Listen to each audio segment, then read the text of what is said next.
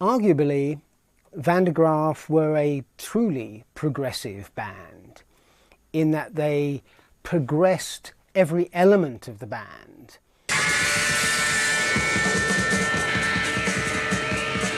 We all came up with our own parts, whatever we were doing, and which made this very unusual sound. I don't know where they came from. We never know who wrote what, you know. If you put it all down on paper, you say, well, that's not going to work. But you listen to a Van der Graaf Generator record and it's all there and it works perfectly. They weren't easy to listen to. You had to work at it, but it was worth working at because the rewards were so huge. Is Van der Graaf Generator rock music? Well, I think it is. I think it rocks like a mother. It either sucked you in or it spat you out. Just one breath and instant death is the Aerosol grey machine. Just one breath and instant death is the Aerosol grey machine.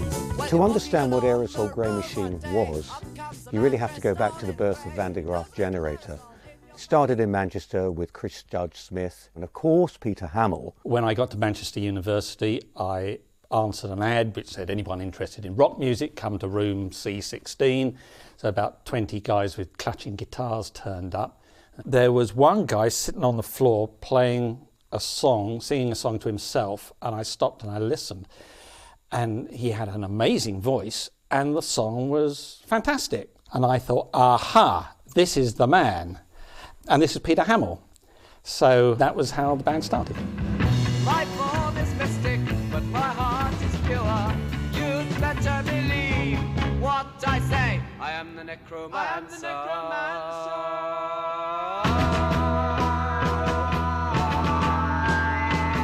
Once we got a full band together, there wasn't really a tremendous amount left for me to do, apart from stand there and wave a tambourine and do backing vocals.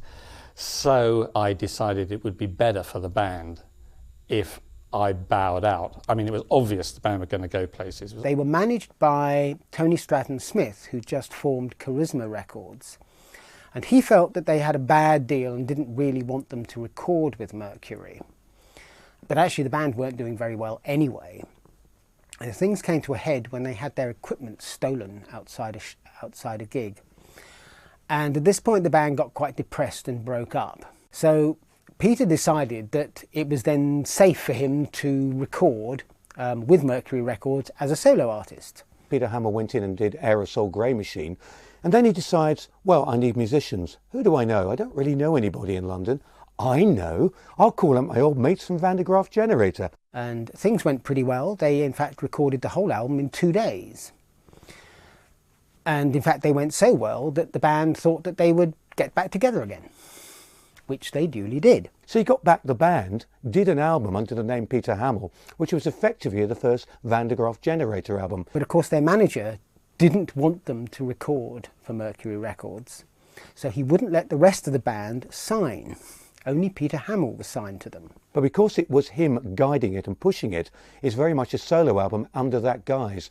And if you listen to that album, you've got tracks like Necromancer, which is definitely very Van der Graaf Generator, whereas you've got a track like Octopus, which is very much pushing in the Peter Hammill solo vein. So it's a mixture of both. Now I cannot see too clearly, and already my tread stands bare. The musicianship is very high, of high standard, and experimentation. And I think, although it was recorded quickly, they knew what they wanted to do. It's typically quirky, and I think if you heard it in isolation from the Van der Graaf Generator catalogue, you'd probably pinpoint it as being slightly more of a Hammill solo album, because it is slightly more subdued, it's slightly more esoteric perhaps than the later outputs. But I think instrumentally it is a very formative album. To me, it's interesting, some good songs in it, but it's got a very 60s type of feel compared to the later stuff. It's a curio, like many of those first albums by what would be seen as the great progressive rock bands. For enjoyment, I will always go to stuff later in the band's career. Looking back, it's full of holes and it doesn't stand up particularly well, but in terms of what it meant to the future, it's majorly important.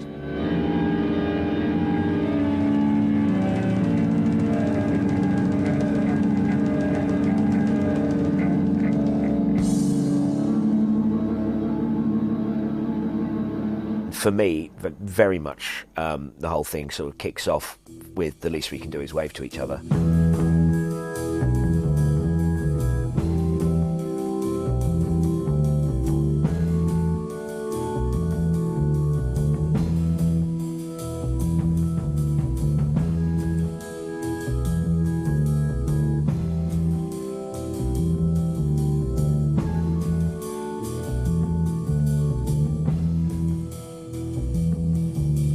The Least We Can Do Is Wave at Each Other, which is one of those great Van de Graaf Generator album titles, was the first proper Van de Graaf Generator album. This was the album they made without the Peter Hammill solo sword of Damocles dangling over them. They went in as a band. This was a democratic unit and said, right, okay, now what are we going to do? We're going to do it together and we're going to do it locked in as a band. And because of that, it has more cohesion. And because of that, I think it's the first proper Van de Graaf Generator album. Tracks like Darkness had that ability to open up a new horizon for them.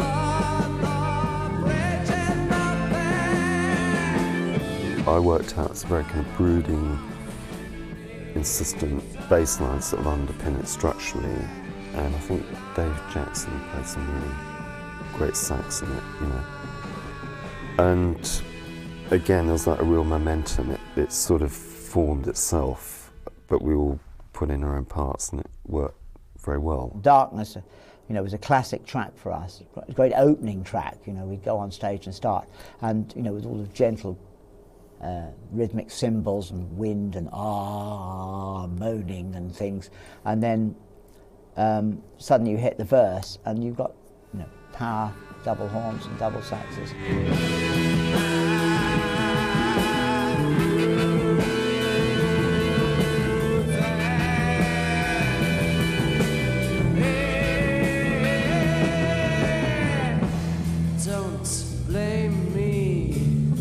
Darkness, I mean, is you plunge head first into the world of music that this very odd and eccentric but quite enthralling band created. I mean, they plunge you head first. There's no mucking around. There's no sort of dilly-dallying. It's like woof, in you go. You've got Peter Hamill's screaming vocals. You've got David Jackson's howling saxophone. It's sonorous organ from Hugh Banton. All of it driven along by this bass riff. It's really quite ferocious and feels like almost having your brain sucked out of your skull. It's got all the elements that we now think of as being classic Van de Graaf. It's got an amazing tune that doesn't do what you think it's going to do. It's got deep, complex lyrics. It's got Jackson and Banton, this extraordinary duo of the organ and saxophones being electronically mangled. We were very physical on stage. You know, Hugh played stage right, I played stage left. That was always always seemed the balance. He had his big organ stacks and power, and I had my saxophone stacks and power. And to get the balance, you know, the double horns against the organ was what became our sound.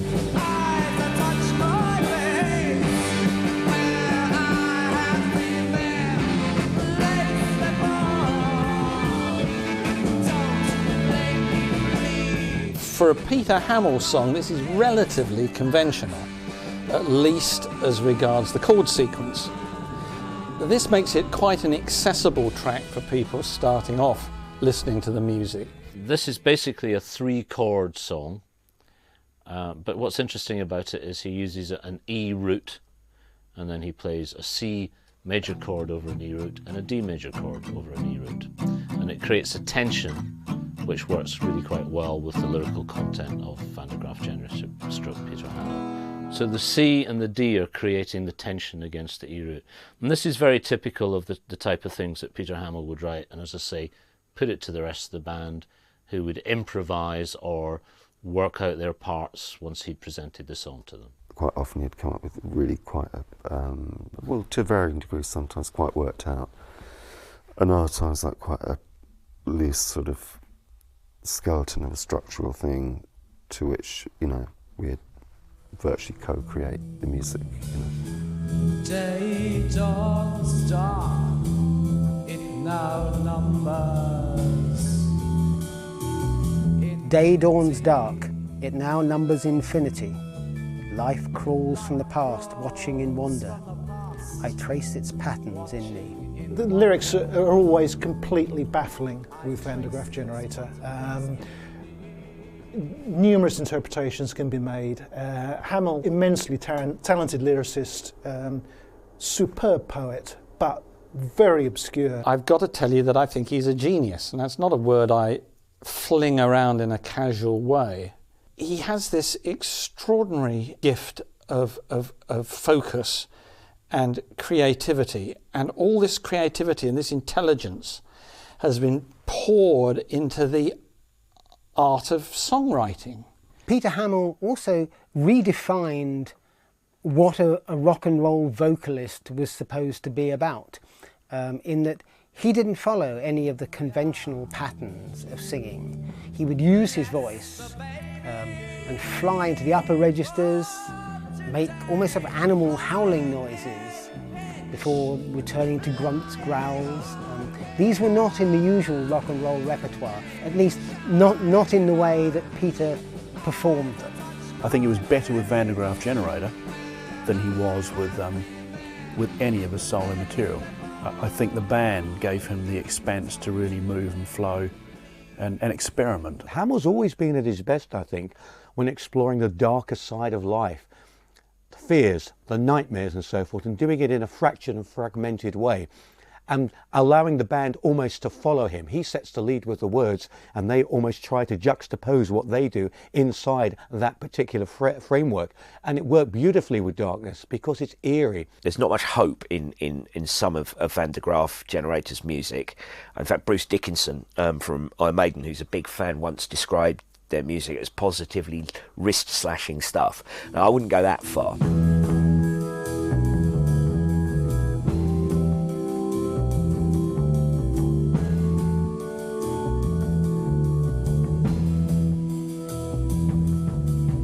This song has a particularly wonderful bass riff. It's an absolute monster, and it is typical Nick Potter.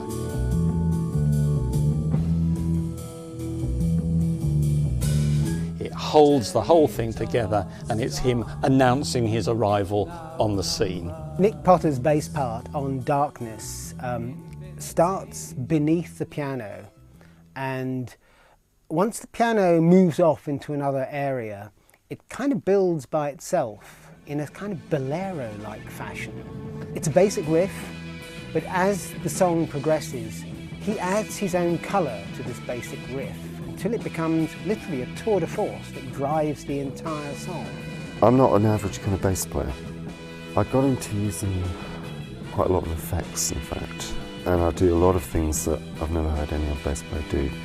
I'm quite a powerful player. But I come up with a lot of lines. But I mean, I'm also a writer in my, you know, as well. I've made solo albums and what have you, so I kind of know about structures and what have you. So I wouldn't call myself a straight bass player.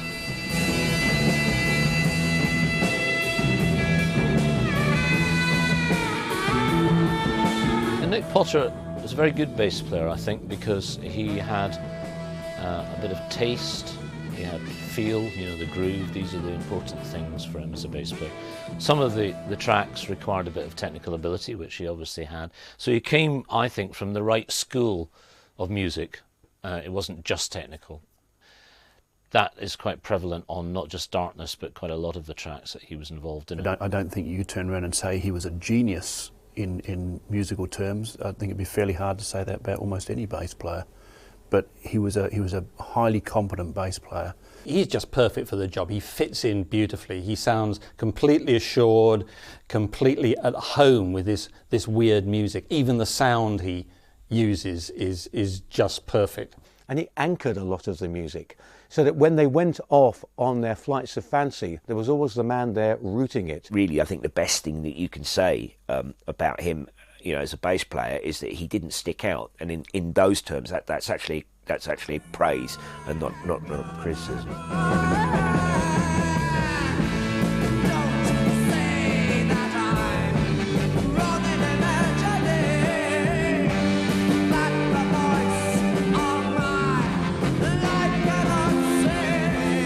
The combination of Nick Potter and Guy Evans in Van der Graaf Generator was one of pretty much locking together and making sure there was a solidity. There was nothing particularly outlandish about what they did, although both could actually go off and explore if they needed to. They weren't bad musicians at all, but what they did was combine the way that a drummer and a bassist really should do. Well, Guy Evans, first of all, is an excellent drummer, and he's got lots of musicality within his drumming. Not just a technical drummer. He could do the sort of the funky chicken drumming as well as the sort of fast technical stuff. And when he had Nick in the band, they locked together really well. And as I said, they created the engine room of the band. And for me, any band has to have a solid rhythm section. They're very different. Guy Evans is sort of almost like a psychedelic jazz drummer, really. His interjections and fills are not like regular rock drummers' stuff. It doesn't come at the end of every 8 bars. The drummer goes dubba dubba dubba dubba dub. You don't get that with Guy. You get an extraordinary short passage of solo percussion work suddenly pops out and moves the song on in a different direction. There's no other drummer like him. He's not like a standard straight 4 type drummer at all, although he can do that stuff if required. Very intuitive and very powerful, but on a big stage he can really hack it and comes alive.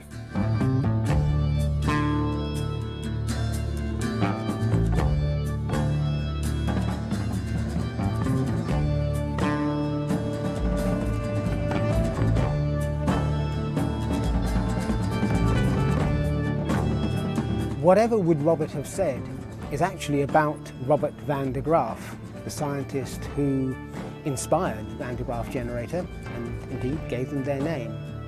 The song is characterised by Hugh Banton's magisterial organ work, which really comes from his church background.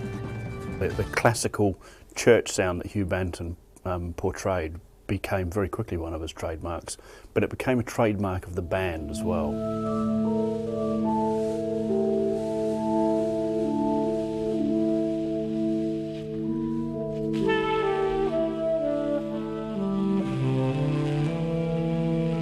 Well, Hugh is basically Mr. Organ, if I could put it that way. I mean, he was primarily an organist. He's an expert on church organs. Even with Van der Graaf, when he was in Van der Graaf before, he built his own organ. Look, I mean, he's like a real boffin. You know, he's Mr. Organ.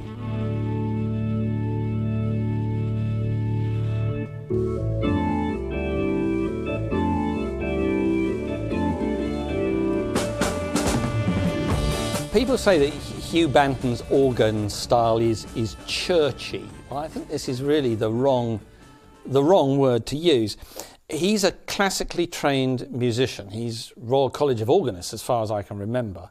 Great player, very unique, very original, unlike any other. But essentially, he's a really good organ player in the sense that he would play bass pedals when Nick Potter wasn't in the band. They didn't have a bass player, so he'd be playing bass pedals. And he also was able to see the bigger picture musically.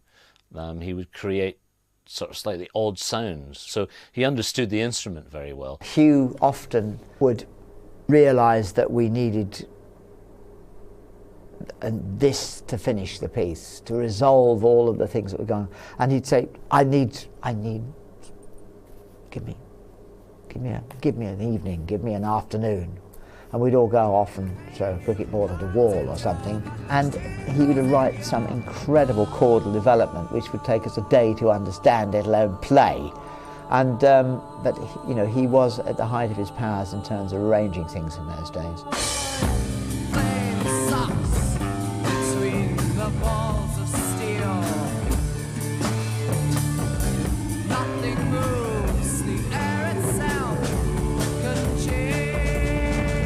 It's quite an intriguing piece of music, and it's a great example, I think, of the way that Banton would use that particular keyboard sound.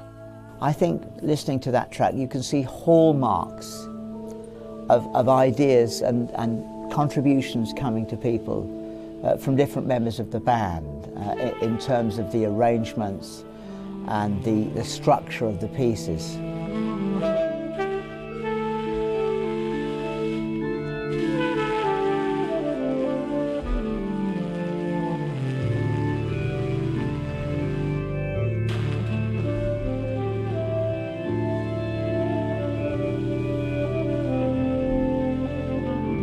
I felt like, you know, I had arrived in Van der Graaf. All the things I'd been doing for all these years. I mean, I started when I was about 13. So Van der Graaf comes along. I'm, you know, doing it for 8 or 9 years. I think I know how to play. I want to play. David Jackson was and is again a great freeform musician, one who goes off on his own and seems to lose his way so often. But you never get tired of following the journey. You may end up in the cul-de-sac, but what a great cul-de-sac it was. And sometimes with David Jackson, you feel the journey is far more intriguing than the actual destination. Often when we were playing between the organ, Peter on guitar, or Peter on keyboards, or Peter on voice, you're not absolutely sure who played that. Oh God, it was me.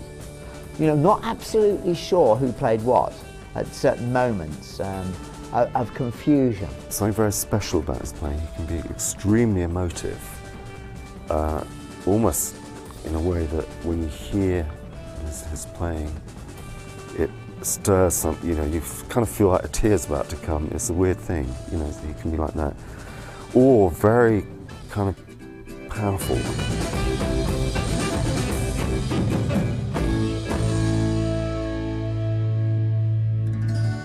He plays saxophone like it was an electric guitar.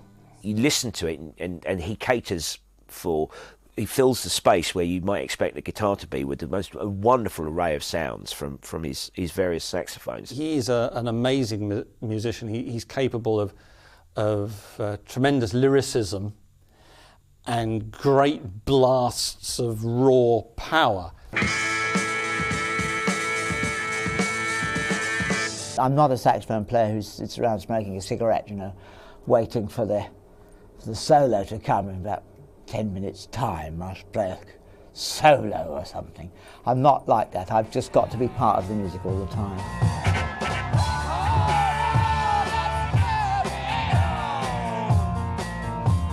But the trick he had was doing the double saxophone, playing 2 at once, which is almost like the double neck guitar. Again, it was a trick. It was a fairground trick, if you want, something like that. But it worked well because not only was he actually impressing visually and people going, wow, look at what he's doing, it actually did have a great sound. What I really remember from those early sessions was, you know, he'd be standing there without being amplified at all, and the sheer volume coming from his saxophones, you know, it was like he had 2 Marshall amps, you know, stacks going up, you know, Mark 11 volume, you know, unbelievable. It's like you almost had to, you know, can you turn it down a bit, just acoustically.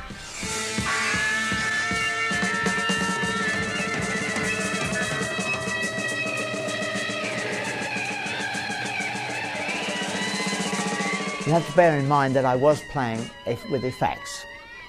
I was playing with octave dividers, so it wasn't just 2 saxophones. Sometimes it was, I mean, in the most ridiculous sounds, it was 8, because I've got 1 up, 1, 2 up, 1 up, and 1 below, 2 below, and that's the one I'm playing. So, I mean, effectively, it's a ridiculous 5-note chord with all the split harmonics in it. It is grunge, basically, before grunge existed. This is the kind of wallop that I was able to do.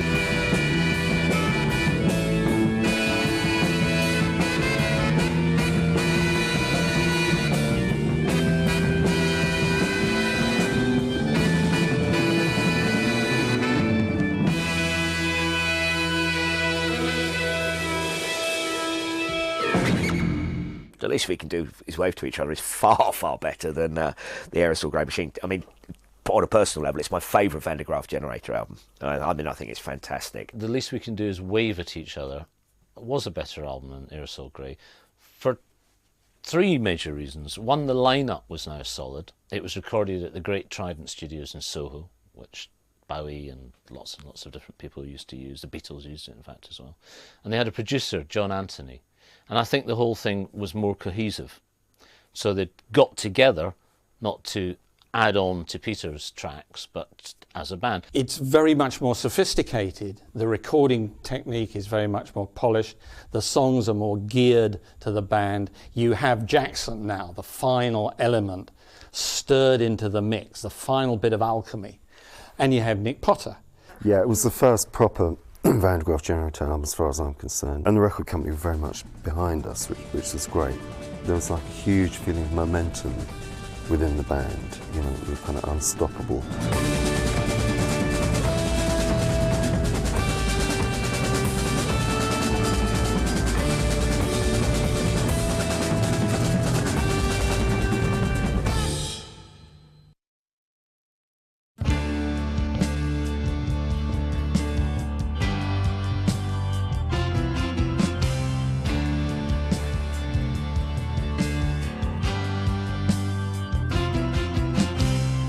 H to He Who Am the Only One is one of these convoluted Van der Graaf titles. I'm sure they came up with that song album title one night when they were drunk. H to He Who Am the Only One. Yes, not only did Van der Graaf make sometimes difficult music, they also had difficult album titles as well. H to He actually stands for hydrogen to helium, and that kind of sets up the album. It's a difficult album, really. But you are very lonely because all the other fish fear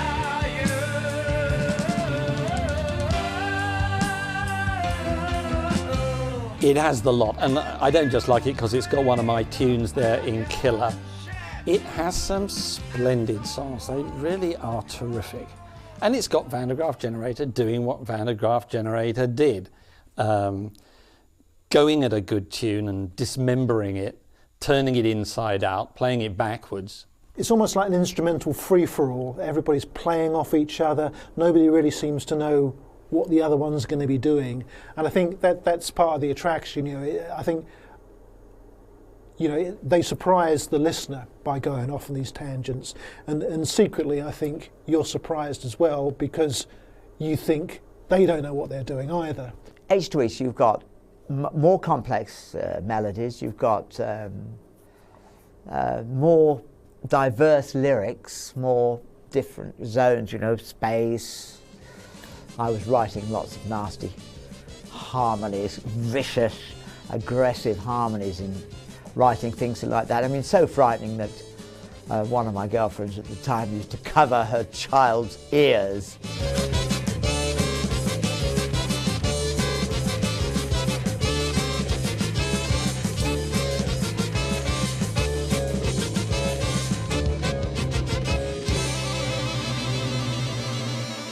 Van der Graaf are steering away from the more traditional progressive sound that bands like Yes and Genesis were playing.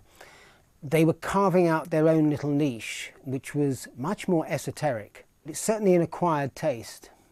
H to H He is my favourite all-time Van der Graaf Generator album, and I think the track Lost on the album is perhaps my favourite all-time song or track that we did, you know. So I think H to H He is a great album. It just has all the elements beautifully controlled. I think it's a wonderful album. But I'm dead inside as I stand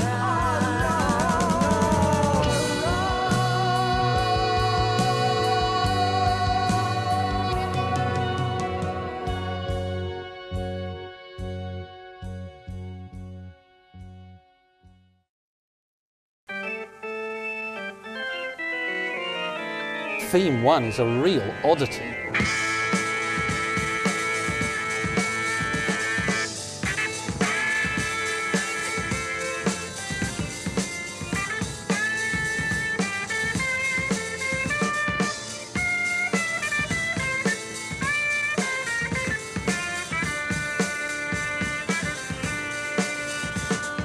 The tune started life as the theme music for Radio 1 when it first started, and the band had been doing it as an encore, tongue-in-cheek encore.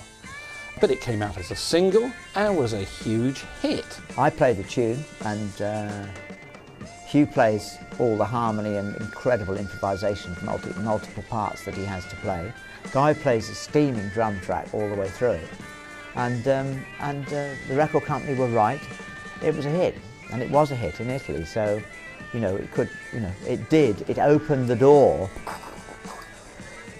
for Van der Graaf to a much wider audience.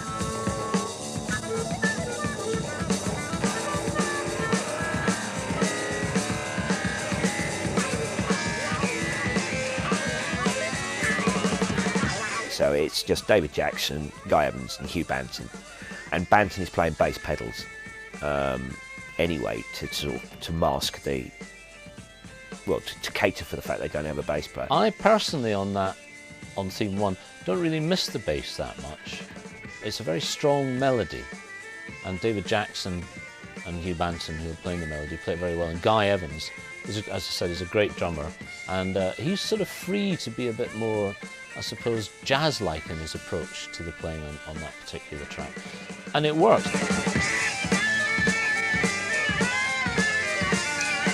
If Theme 1 had been recorded by Van der Graaf Generator about 5 years earlier, it probably would have fitted into the style of that particular era in terms of slightly psychedelic, slightly keyboard-led and slightly upbeat tempo. But because it came out in the mid-70s, at a time when the charts were dominated by the likes of Slade, T-Rex, Mud, etc., it didn't fit at all. It was completely different to everything that other people were doing in terms of chart success. But then that's Van der Graaf Generator. It completely passed me by, Theme 1, I think. Maybe it was because it was so atypically Van der Graaf that I didn't really notice it at the time. It's probably just as well it wasn't a hit, because I think if Van der Graaf Generator had had a novelty hit early on in their career, that would have screwed them right up.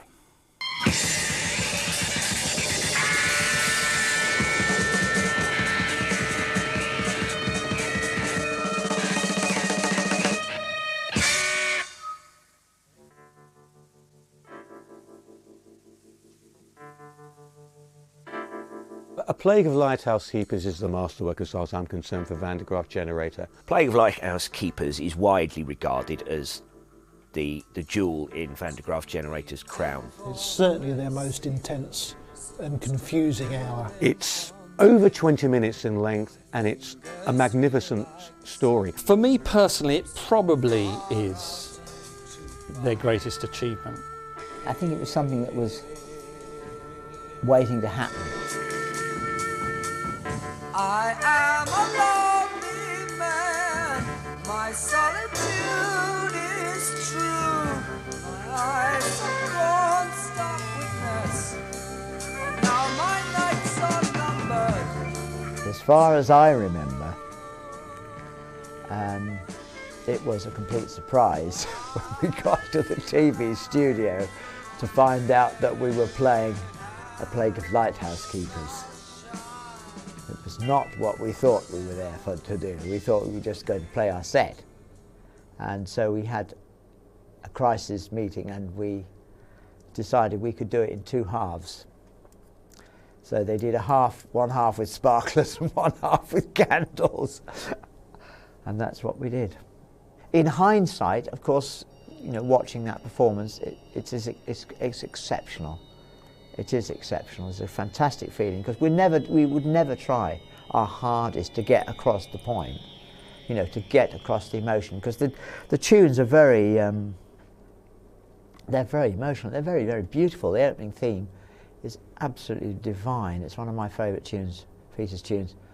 And the end, of course, is a very, very uplifting anthem.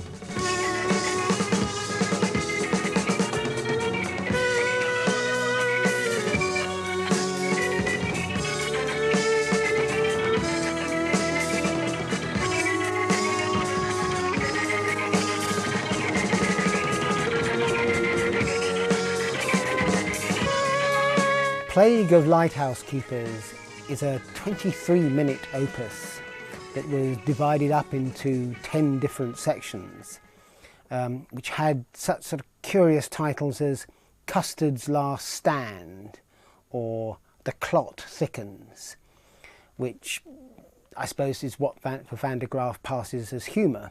But of course, length isn't always everything, and you know, you can lose your way very easily. You get bits where the band do the jazz thing, we hope you like our new direction, Jazz Odyssey, kind of off in all directions. But see, the great thing about it is it always keeps on drawing back to a central theme, and climaxes quite superbly.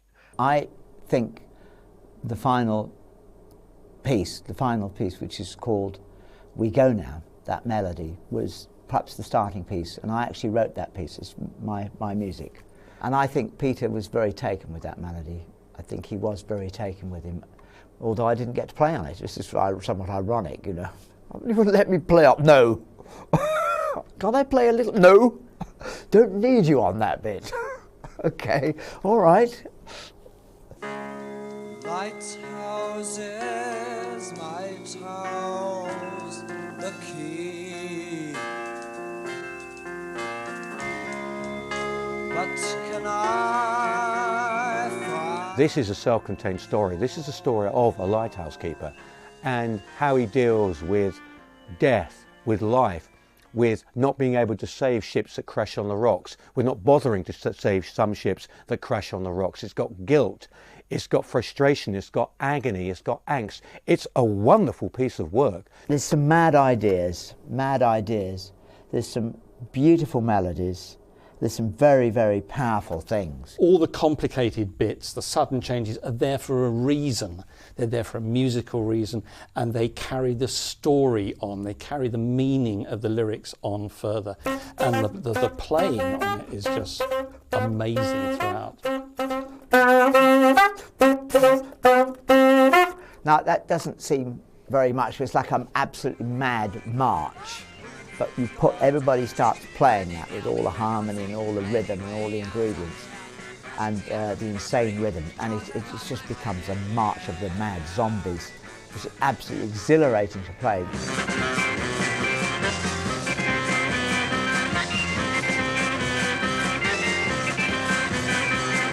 Its musical hallmarks, I suppose, are the fact that you get songs, you get instrumentals, sections that are in different time signatures, and it goes back to sort of more standard 4/4 basic songs. Then you get sound effects, you know, experimentation, bit of sort of jazz type of improvisation, squeaks, thumps and bangs as well. And then back to another song, and then, you know, maybe the finale, you know, being a bit mixture of a bit of vocals and a bit of instrumental. So it was a mix and match of all their musical styles into one long piece. It's just an incredibly impressive piece of music because it features quite disparate musical styles within the whole piece, and yet it all works as one piece of music. And that's the you know, it was obviously the great trick that not a lot of bands could pull off, but the best of them, like Van der Graaf Generator, could do it.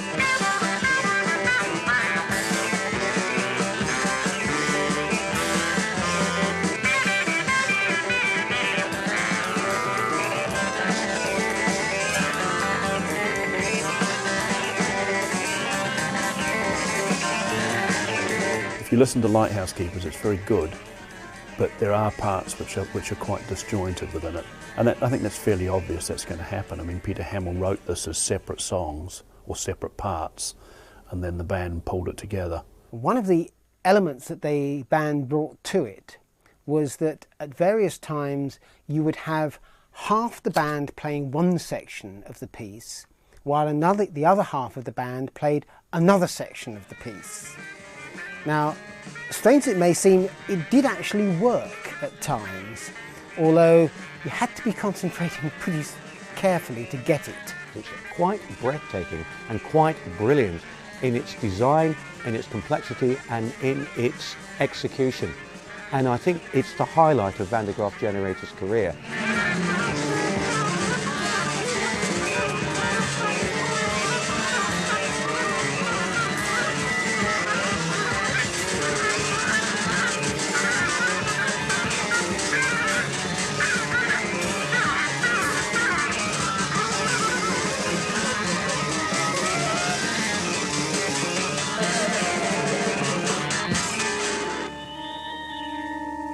Van der Graaf split up after Poor Hearts, and Peter Hammill went solo for a couple of years. And then he felt it was time to reorganise Van der Graaf, as it were. I think to reunite or reform is probably not the right term for someone like Hammill. There was a new energy, like they'd found it was time that they wanted to be with each other again. And I think Godbluff was one of those moments. They'd come back, there's a lot of energy. A lot of the ingredients were still there, the unusual time signatures. The musicians basically weren't going to change that much in the few years that they hadn't been working together as Van der Graaf Generator. But they were bringing fresh ideas in as well. And I think that is reflected in the whole of the record. And it's a very focused record. Between me and you, my constant friends, ever close at hand. You and the undercover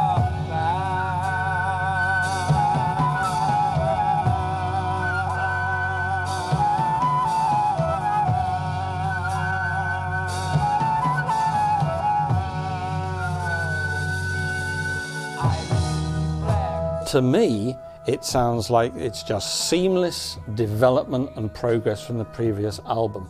I think this is them at the top of their game. We didn't work with a producer anymore, so we were grown-ups now. We didn't need to be told how to record or how to mix or how to, even how to start laying down tracks, all of the things that we had to be taught. We knew all of that, so it was a very exciting time. But we went in there and we just banged things down. We did more than an album in a couple of weeks. We did Godbluff and some of Still Life. We did another couple of extra tracks, so we even had choice. And for the first time in our life, we were ahead in terms of our contractual obligations. We had repertoire. I think the feeling that we were working faster and we were thinking more about playing live now. More of a live feel to our recordings, I think, then.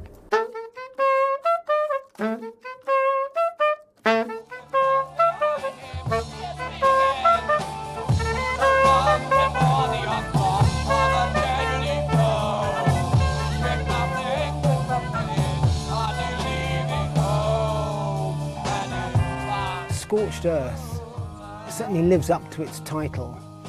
It's a remorseless vortex of sounds and textures that builds with a kind of anarchy running underneath it, certainly vocally.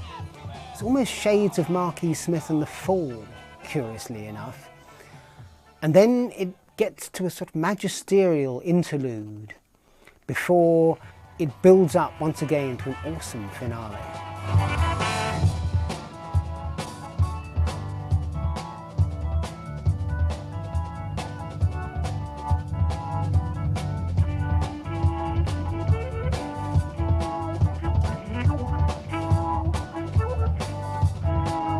The end of that, of course, is it's in my humble opinion, it's the mastery of Hugh Banton, because it's probably one of those things where he said, look, you've got all this stuff to resolve, there's all these different ideas and things. I can't remember what they all are because there's about 10 more ingredients that go into it. Resolve them all, fuse them all back into each other, change key 100 times in some stressful hypnotic resolution, and you've got a blinding end, and find a rhythm, an underlying drum thunder that can go through this 4 minutes of devastating conclusion, and you've got Van der Graaf writing at its peak, really, and it's an incredible piece to play.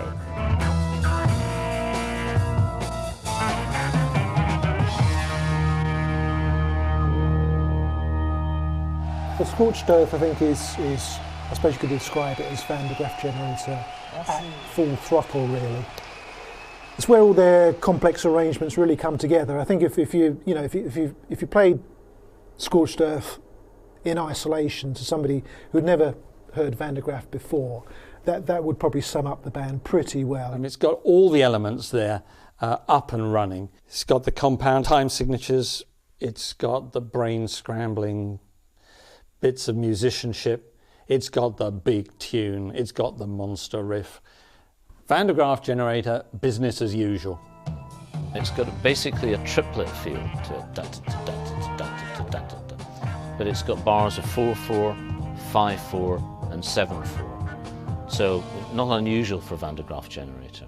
And it starts with a sort of very anthemic sort of theme at the beginning, and then moves off into all these different sort of layers of sound. You've got 20th century classical music, you've got contemporary jazz, you've got psychedelia, you've got, most importantly I think, you haven't got any showy displays of instrumental expertise, which characterised a lot of the progressive rock bands of that period. You know, somebody would suddenly go off on a 3-hour keyboard solo. There's none of that. It's just very, very compact, very well thought out, and very mature sounding.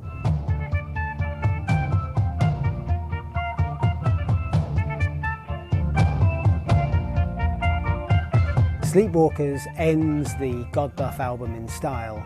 It has the same awesome build-up going on with it, but there appear to be a few more jaunty moments. They are able to relax for a moment and let a few more musical interludes, lighter musical interludes, intrude.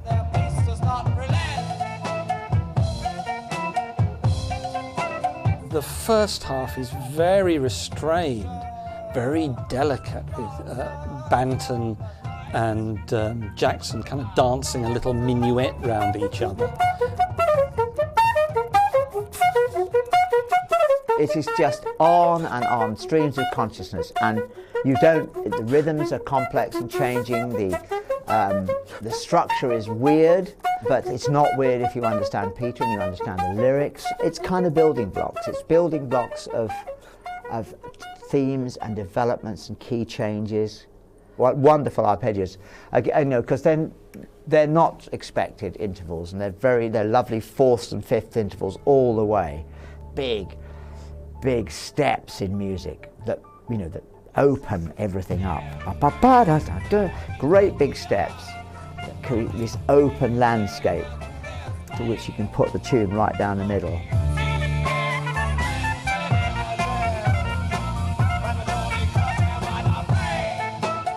And then you get this extraordinary thing. You get a Van der Graaf Generator joke. You get a bit of cheesy come dancing music, which is very, very funny, and it's also very expertly done. Not what you expect to hear.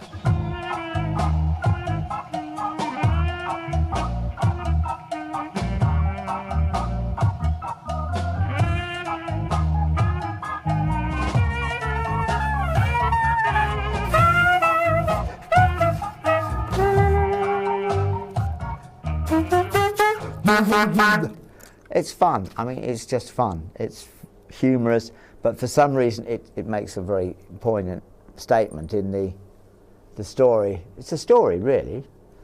Not that I ever really understood it. And then the second half of the song is the same tunes, the verse and the chorus and the middle eight, but it's done in a more regular, hard rocking style. I think it's a brilliant piece of work.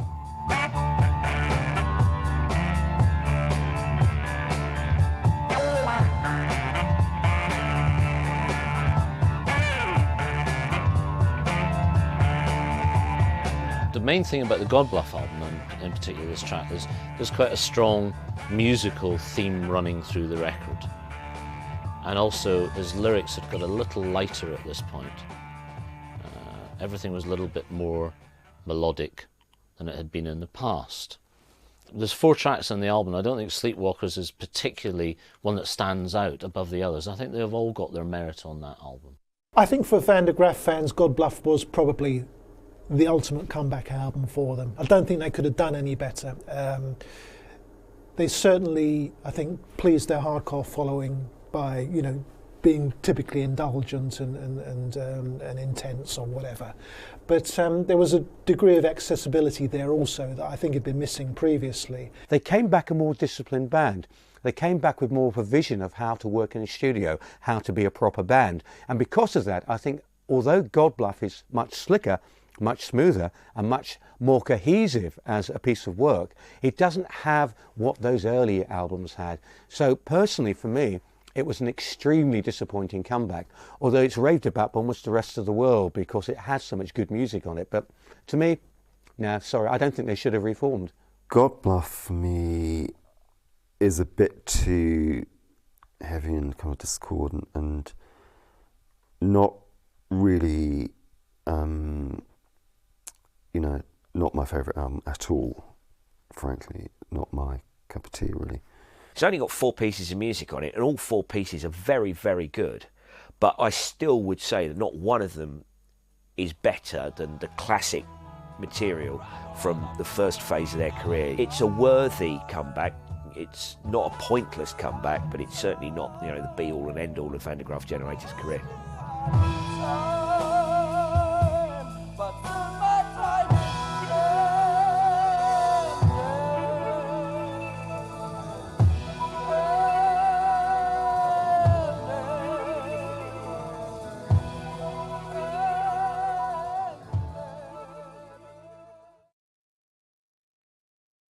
Van der Graaf Generator, you can't actually quantify in terms of rated, overrated, underrated. They're all three. They're rated by those who know and understand them. They're underrated by those who've never heard them because they haven't heard them, and everyone should hear Van der Graaf Generator. And they're overrated by those who put this mark of genius on them. They weren't geniuses. Had they been briefly successful, they would have gone back to obscurity again. As it was, they remained a powerful cult influence on other people. They were always going to be more influential to other bands, probably, than they were ever going to be to the public. This was a band whose unique impact was the fact that no one realised what they were doing, least of all themselves. And here we are in the 21st century talking about a band whose, for me, their great works are now 30 years plus away, but it doesn't sound like it belongs there. I think the time is right for reappraisal of Van der Graaf Generator because, you know, without a doubt, they deserve it.